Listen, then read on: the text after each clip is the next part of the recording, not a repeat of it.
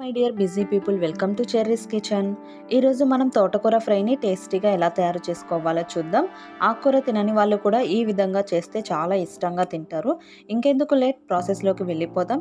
ముందుగా తోటకూరని శుభ్రంగా వాష్ చేసి కట్ చేసుకోవాలి. ఇప్పుడు మనం స్టవ్ వెలిగించుకొని ఒక ప్యాన్ పెట్టుకోవాలి.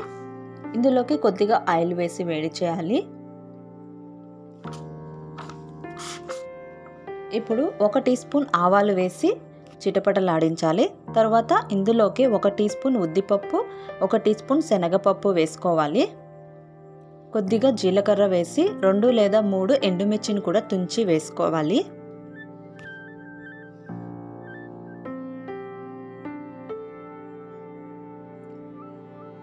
ఇవి కొద్దిగా ఫ్రై అయిన తర్వాత ఒక మీడియం సైజ్ ఆనియన్ని కూడా చిన్న చిన్న ముక్కలుగా కట్ చేసుకొని తీసుకోవాలి.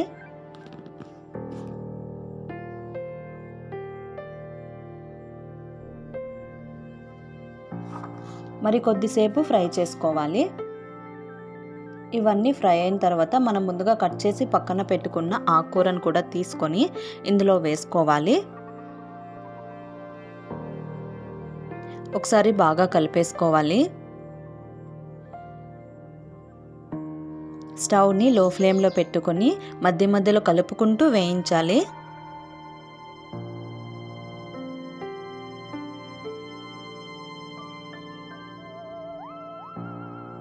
ఈ ఆకుకూర అనేది చాలా లేతగా ఉంది కదా, తొందరగా కుక్ అవుతుంది.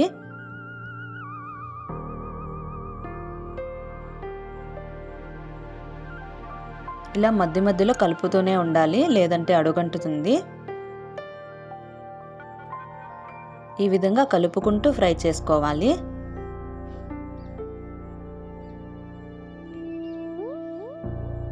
ఇప్పుడు మనం 1/2 టీ స్పూన్ సాల్ట్ను కూడా వేసి ఒకసారి బాగా కలిపేసుకోవాలి.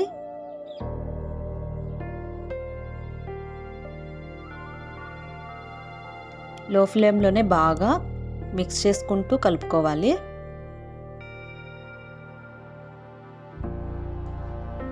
ఈ ఆకుకూర అంతా బాగా ఫ్రై అయిన తర్వాత చివర్లో మనం 2 టేబుల్ స్పూన్ల పల్లీల పొడిని కూడా వేసుకోవాలి.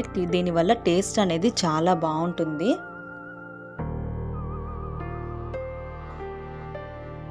ఈ పల్లీల పొడి వేసుకొని బాగా కలిపేసుకొని దించేసుకోవాలి. అంతేనండి, ఆకుకూర ఫ్రై రెడీ అయిపోయింది. మీరు ఒకసారి ట్రై చేసి చూడండి, మీకు కూడా తప్పకుండా నచ్చుతుంది దీని టేస్ట్. ఇది అన్నంలోకి, చపాతీలోకి, దోశలకి చాలా అంటే చాలా బాగుంటుంది.